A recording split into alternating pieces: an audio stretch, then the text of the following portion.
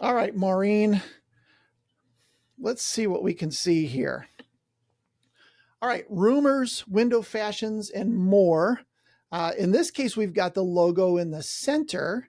We've got on the left some trust factors, and then on the right, we've got calls to action and a nice 6 months, no interest. I like that. That's not terrible. Maybe a little distracting because there's a lot going on, right? There's a lot of decisions for me to make already just from those couple things. For our clients, doesn't mean you have to do this, but for our clients, we tend to only put socials in the footer, similar to blog. And that way they're in the footer. Google can index them if they want to. Customers can go find them if they want to. However, we don't want a customer to get distracted, right? We don't want them to click on Facebook and then go down that rabbit hole, right? And half an hour later, we still don't have an appointment because they got distracted with all kinds of other stuff. So just as a thought, put these in the footer instead of at the top, just because they could distract from what we're after, which is to get an in-home consultation. I love the BBB. I think that's fantastic. I think that should, let's click on that. Okay, so that opened up the BBB, but it didn't open it in a new window. So now I'm no longer on your website. I can cruise around here and look at things, but I'm no longer on your site. So easy fix there is to just set that to open in a new tab so that once they look at that, they close that tab, boom, they're right back here. So that's a pretty easy fix. This goes to your homepage. That's great. Call today is click to call. That's good. So that'll work well with mobile as well. So header, pretty good. Again, we're missing a phone number. I would recommend you get a phone number up here somehow. And maybe if you get rid of the socials, you could put your phone number there, big and bold. This is a situation where we start to get into a lot of the same colors kind of distracting me and diluting the call to action. So I know this is probably the call to action is called today. If I don't want to call today, I just want to contact you guys. Well, here's one down here, and there's also a contact us page. So not terrible, but my eye is not drawn to one specific thing, if that makes sense. You've also got the same purple in your van here. So it just, there's nothing to draw my eye to one specific obvious next step, right? But okay, so that's good. I definitely get a phone number up there. We've got request a in-home consultation. Oh wait, let's look at the H1. So H1 is mobile showroom, custom blinds, shades, and window treatments. Again, no mention of location. There is a mention of location down here, but this is no longer your H1 tag. The H1 tag carries a lot of weight when it comes to ranking for your site.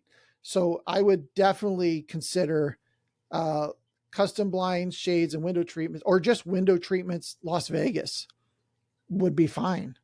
That's what we're after. And if somebody goes to Google and types in window treatments Las Vegas and they land on this page and that's what it says here, they're going to think, okay, I'm in the right place, right? So I don't think it's a bad thing. So I do see home again in your navigation, not the end of the world, but that's valuable real estate as things get smaller. So let's jump over. Let's go to one of your products. Let's go to draperies and top treatments. All right, so I'm on that page. Your header is not sticky again. Now that header is kind of big when it comes to being sticky. You could take off home from here, put your phone number over here on the right, and then just make this gray bar sticky. That would be fine. Then at least there's some sort of next step call to action kind of thing. So I just clicked on drapery and top treatments, and I'm immediately presented with a huge form. This is kind of like, hey, I just met you. Let's get married. Maybe not that drastic, but you get the idea. It's kind of like really forward. So that might be something to consider. Take in the comments I I mentioned earlier today about the different form fields, and maybe pare these down and get this information on the appointment confirmation call. On the left, we've got quality, custom drapery, and top treatments. So I'm going to right click and do inspect, and let's see if that is it should be your H1. So that actually is an H2 tag. So missed opportunity there. I would have your designer change that to H1. Now, typically, web designers don't always know a lot about SEO. And most likely, the H2 for this particular template that they built was the right size font that looked the best. And that's why they chose it. Not understanding that H1 is the one they should choose, and then just change the font size on the H1s to look right. So H1 is the number one thing that's going to, the number one heading that's going to send information to Google. So we've got quality, custom drapery, and top treatments. Again, no mention of location in what we would, let's say this is your H1. No mention of Las Vegas. So this is the same thing. Let's say somebody goes to Google and types in drapery Las Vegas. What you really want to happen in that situation is for them to land on this page, for this page to rank number one for that term, for them to land here. You don't really want them to land on your homepage. If they land on your homepage, then they have to go here and they have to find the drapery page, and that's extra clicks. So we want to optimize this product page for those search terms. So custom drapery and top treatments in Las Vegas, or just custom drapery in Las Vegas, and make top treatments a separate product page. That would be even better, because then it could rank for its own related keywords. Make sure you have location in your H1 tag. And then we've got a start here button. So I'm going to click that, see what it does. Okay, so that took me to your contact page. So that's what you meant by start here. In my mind, quite honestly, I thought, okay, start here meant I'm going to learn more about custom draperies and things related to this business. So, all right. Then we've got custom drapery is an excellent way to blah, blah, blah. Talk to an expert, which I am assuming goes to the contact page. Yep, it does. That does too. So that is, I'm going to be very nice and say that is 100 words of content related specifically to custom drapery. Now we've got what can you expect from us. This is probably something that's going to be on every page. So it's most likely not unique content for this particular page, which is about drapery. And then we've got custom drapery and top treatments again. And we've got another 200 words maybe here. And then we've got the form again. And that's it. Okay. So we're very light on content here. I guesstimated 300 words. You're probably better off doing something more like 800 or 1200 words. Like, think about everything that somebody who's coming to this page, what are they trying to solve? What are they trying to do to further their life, right? Does their husband work third shift and he needs room darkening? Do you have a south facing and the sun is just blasting, something like that, right? They're trying to solve something, or maybe they just want the house to look fantastic for the family before the holidays, right? So those types of things need to be answered in this content, and this content needs to be specifically about custom drapery related things. Answerthepublic.com. So one thing you can do on this site is put in your topic, custom drapery,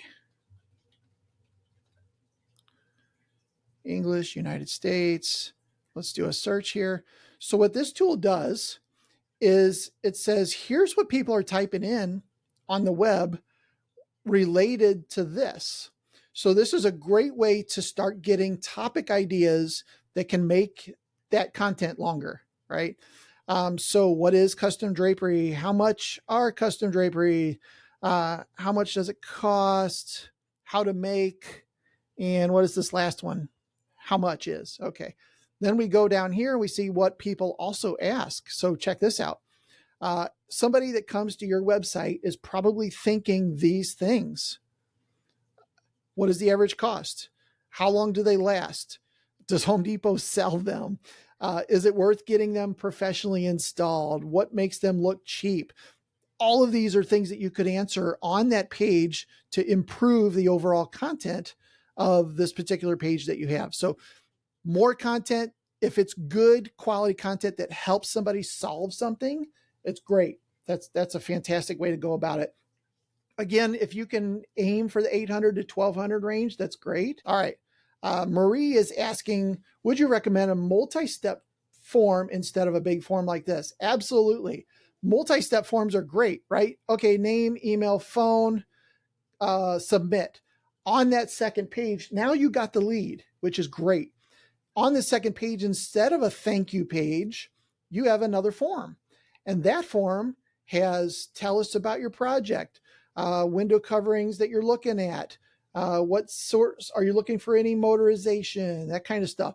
And probably 60, 70% of the people would fill that out, right? They would, and that would give you great information before you even pick up the phone to confirm that appointment. But if they don't fill it out, no big deal, right? You still got the lead. So absolutely, multi-step forms are fantastic way to go about it. Great question. Great question. So, all right. Hopefully, Maureen, that gives you some ideas, some things that maybe you could fix on your site, make some tweaks, and get further along the line. Appreciate you submitting there. So thanks for tuning in with us here at Window Treatment Marketing Pros. This was just one piece of the conversation, so let's keep it going. Click right here for the next part, and we'll see you there. Subscribe for more marketing tips for window treatment and awning companies.